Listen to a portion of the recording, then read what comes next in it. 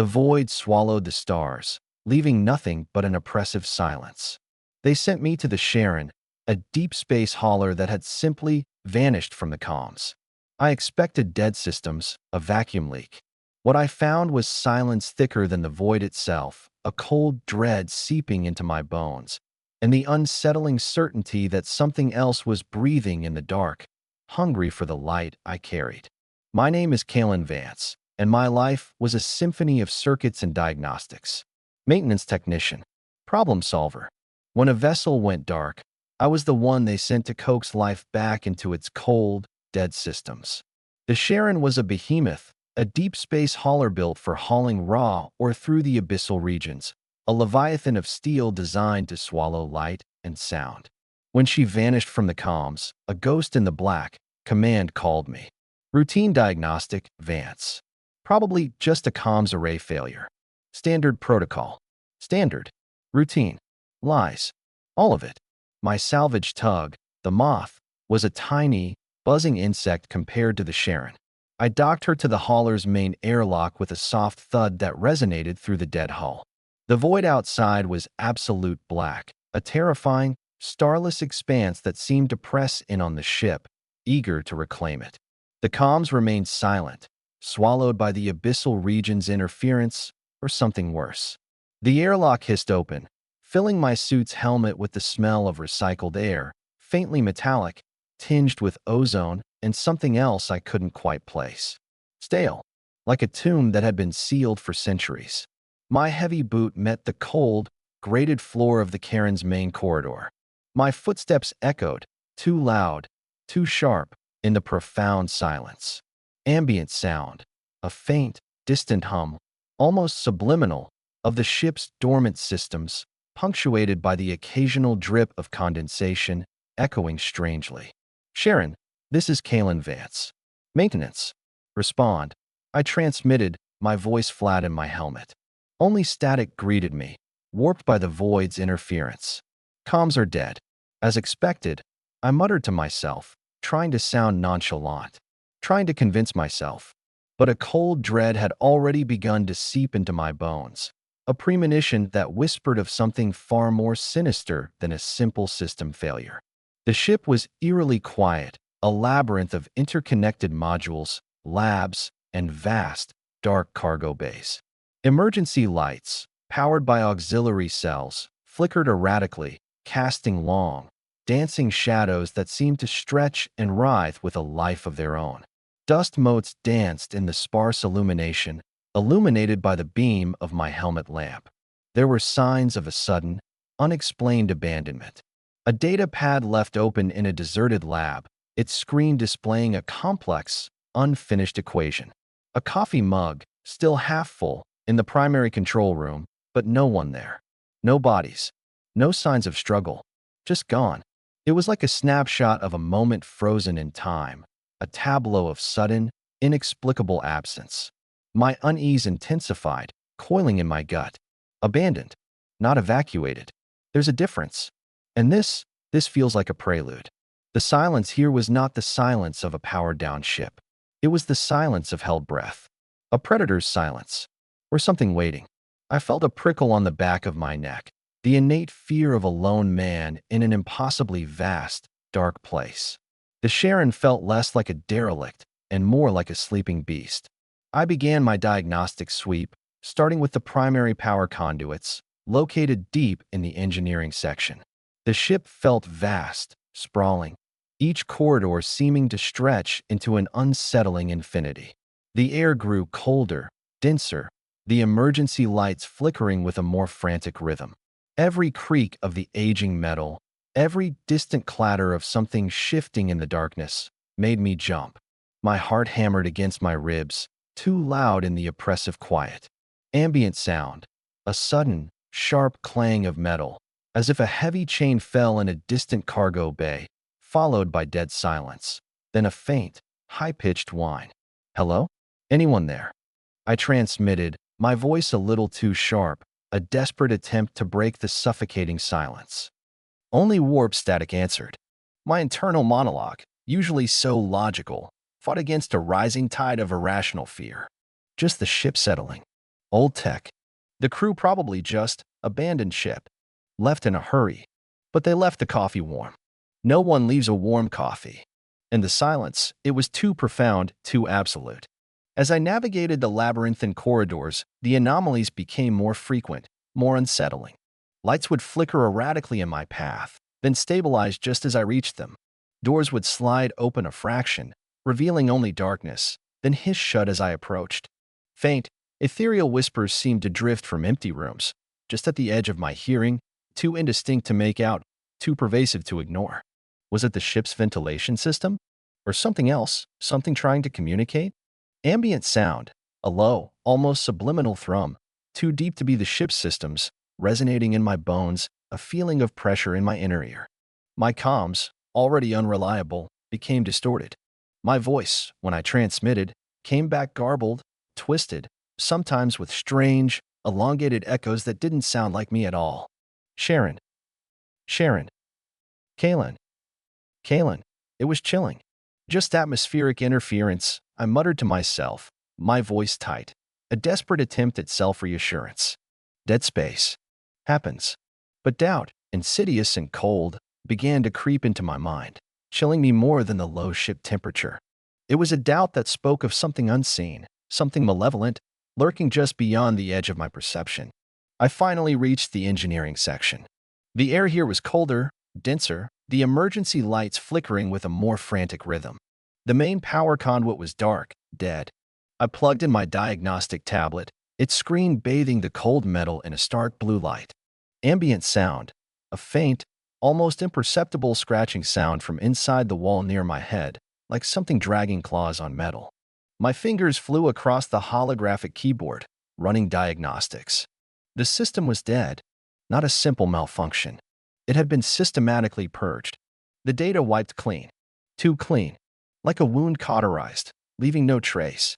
Someone did this, I whispered, my voice raw, the words barely audible over the sudden, violent thumping of my heart. They didn't just leave. They were erased. The chilling implication settled over me like a shroud. This wasn't an accident. It was an act. Then, a sound. Clearer this time. A faint, almost imperceptible click. Directly behind me. My blood ran cold. My breath hitched. I spun, my plasma cutter already in my hand, its targeting laser a trembling red dot in the gloom. Nothing. Only the shadows. But the temperature in the module had dropped precipitously. A cold so profound it burned, settling around me like a shroud. Ambient sound, a low, guttural gurgle, like liquid moving through a constricted pipe, directly behind me, quickly fading into a wet, sucking sound. My eyes darted around, searching, straining against the gloom. My paranoia, usually a controlled tool for survival, began to fray at the edges, spiraling into a desperate, internal scream. It's here. It's real. It's unseen. The hairs on my arms stood on end, a primal warning. A faint, chilling whisper resonated inside my mind, bypassing my ears, bypassing my comms, speaking directly to my consciousness. You, here, US? My plasma cutter clattered to the floor, my hand trembling uncontrollably. This was impossible. Telepathy? Or some advanced form of neural manipulation? My sanity, already on the brink, threatened to shatter. The vastness of the void, the cold indifference of dead space, suddenly felt less terrifying than the unseen presence that now filled the ship. Who? What are you?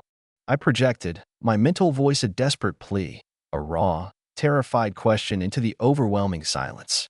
The whisper resonated again, colder, more pervasive, seeming to come from everywhere and nowhere. We aren't here. Always.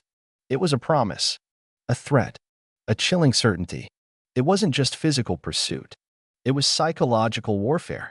They were in my head. They were the environment. They were the shadows. The silence, the cold. And I was utterly alone, trapped in a nightmare where the enemy didn't just hide. It was the very fabric of my reality, and it was toying with me, savoring my fear. The descent into terror had truly begun. The whisper, cold and alien, burrowed deep into my mind, a persistent echo that twisted my thoughts, distorted my perceptions.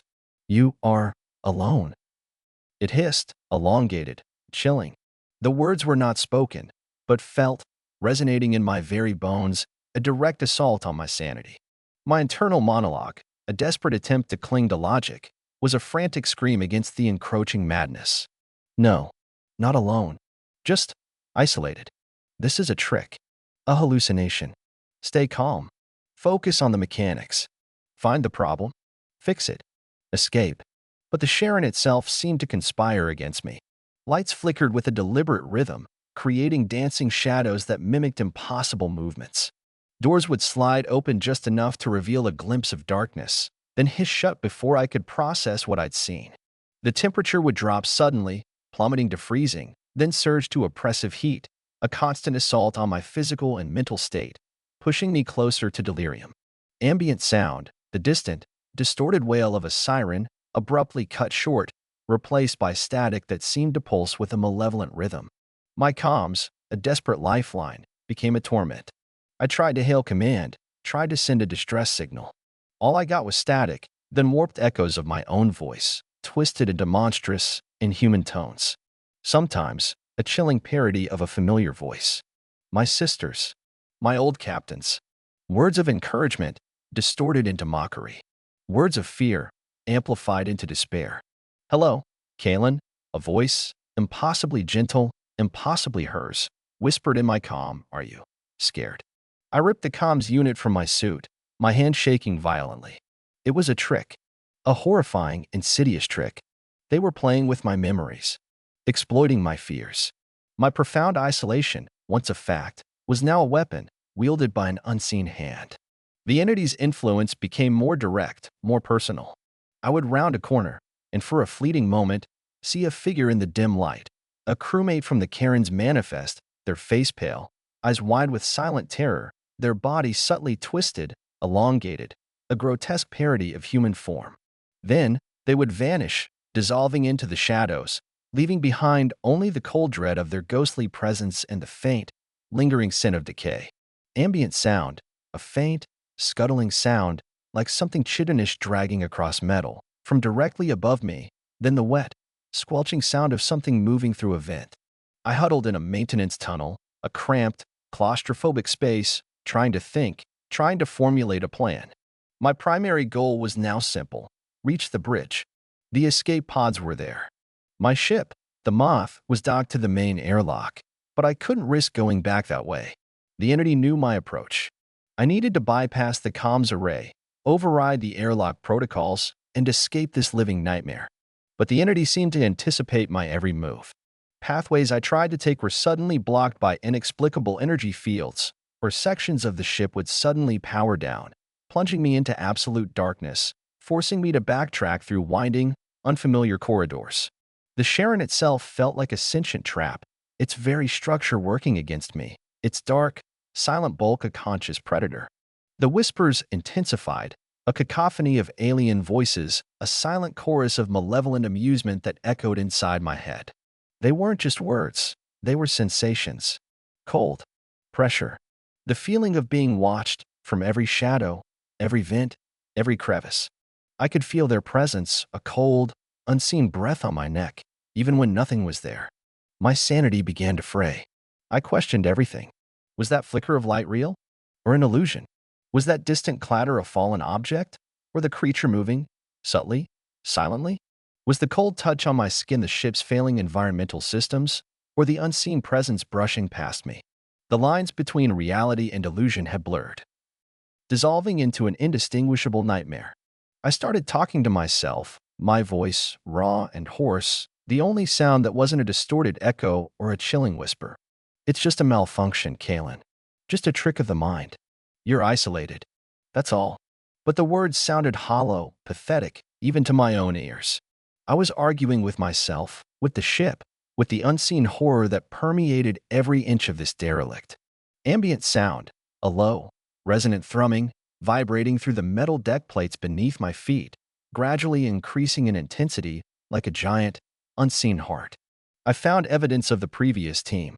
Not just a data pad, but a crew quarters, ransacked, personal items strewn across the floor.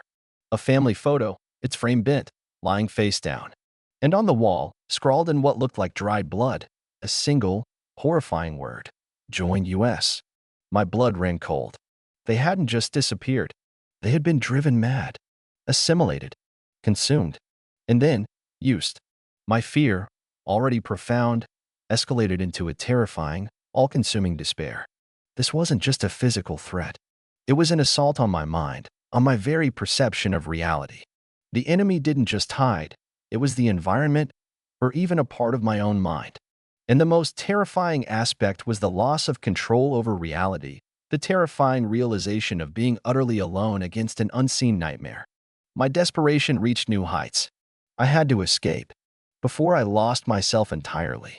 Before I became just another whisper in the echoing silence of the Charon. The Charon was no longer just a ship. It was a living, breathing nightmare, its vast, dark industrial zones and claustrophobic corridors a conscious entity hunting me.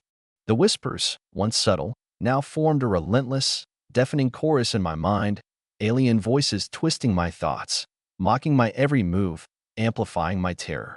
You are ours. They hissed, elongated, chilling, resonating in my very bones, a direct assault on my unraveling sanity. My internal monologue, a desperate, fractured scream, clung to the last vestiges of logic. No, not real. Just my mind breaking. Just the isolation. Fight it, Kalen. Fight. But the ship continued its torment, a sentient trap, mocking my every attempt at escape. Corridors would twist into impossible geometries, leading me back to where I started.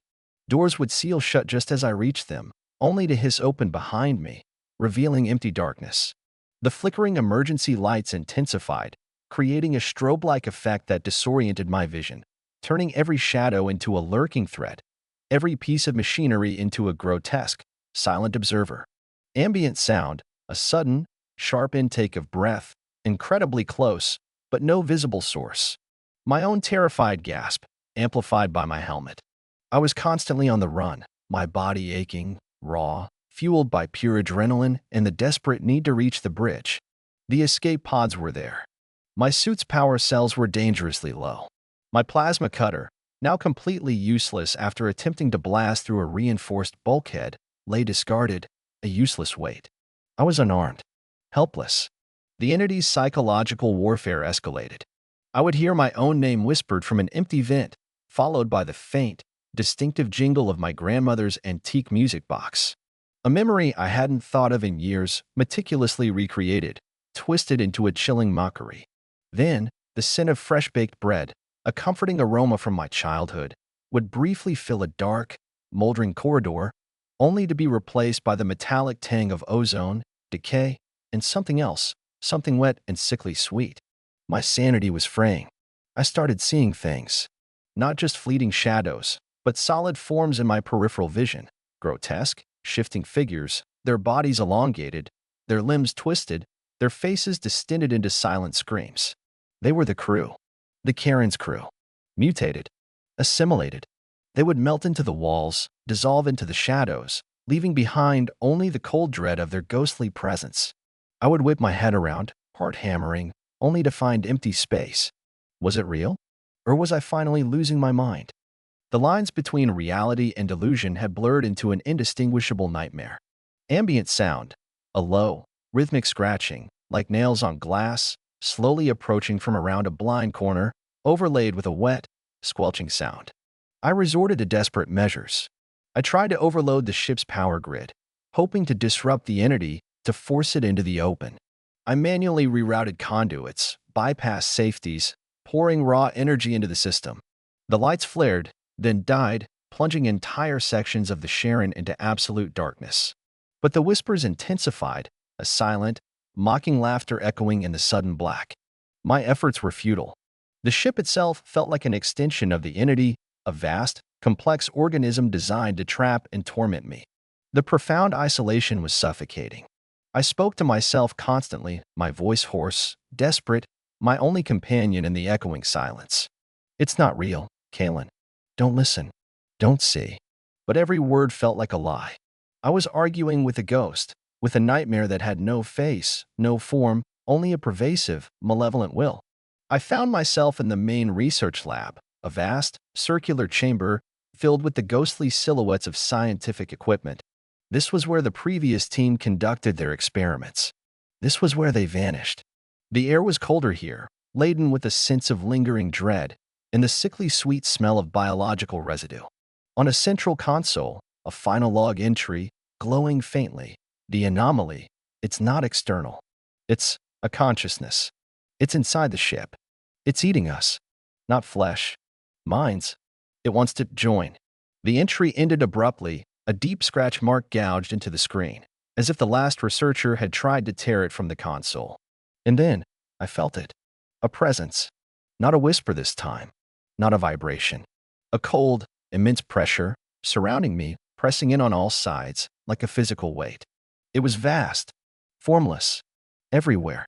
The emergency lights in the lab, which had been flickering erratically, suddenly stabilized, glowing with a stark, cold brilliance, and reflected in the polished surfaces of the lab equipment and the shimmering display screens.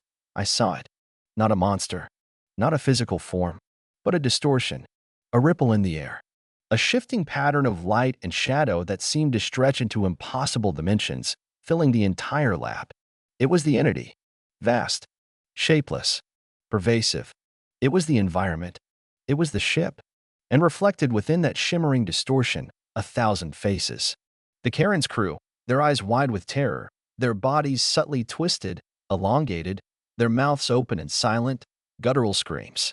My sister, her face contorted in a silent scream. My old captain, his jaw slack, I staring blankly. All trapped. All assimilated. All part of the entity's vast, horrific consciousness. The whispers swelled, a silent, deafening roar in my mind. We are all of them. And soon, you too. My heart hammered, a frantic drum against my ribs, ready to burst. My breath hitched, a strangled gasp. The terror was absolute, overwhelming, stripping away all pretense, all sanity. This was the climax, the final confrontation. And the entity was not just physical. It was intellectual. It was existential. It was the absolute, terrifying loss of control over reality.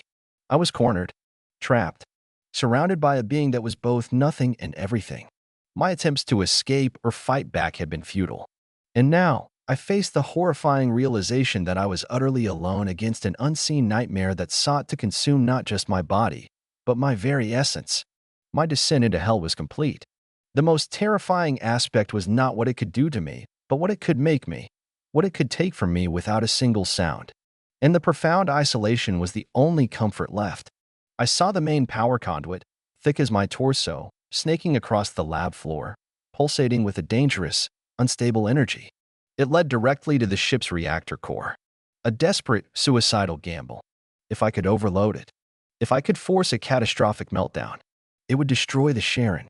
It would destroy me, but it would also destroy it. Or, at least, drive it out.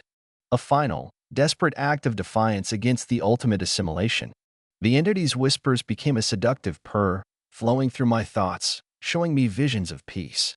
Not the harsh, chaotic reality of my life, but a serene, tranquil existence.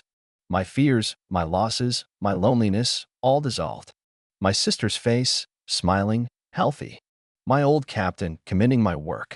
Perfect, idealized memories, offered as a temptation to surrender, to merge into their blissful, terrifying unity. Surrender. Kalen.